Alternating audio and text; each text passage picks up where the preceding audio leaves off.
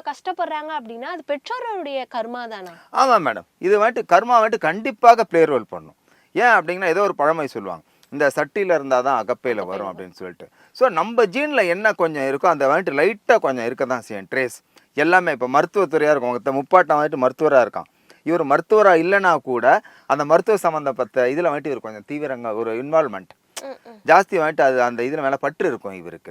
அப்போ இதுக்கு என்ன அப்படின்னா இந்த 5ஆம் இடம் வந்துட்டு பூர்வ புண்ணியஸ்தானம் புத்திரஸ்தானம்னு பேர். இந்த இடத்துல வந்துட்டு கொஞ்சம் பாதிப்பு இருந்தது அப்படின்னு சொன்னால் கொஞ்சம் கண்டுபிடிக்கலாம்.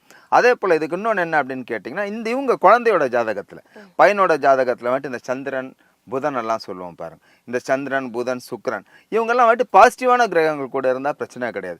நெகட்டிவான கிரகங்கள் கூட இருந்ததுன்னா கண்டிப்பாக பாதிப்பு உண்டாகும். ஆனால் இதுக்கு என்னன்னு கேட்டிங்கன்னா கண்டிப்பாக இதுக்கும் கர்மா வந்துட்டு இம்பார்ட்டன்ட் ரோல். பேரண்ட்ஸ்க்கு அடுத்து கர்மா வந்துட்டு தன்னோட குழந்தைக்கு ஃபாலோ ஆகும் அப்படியே.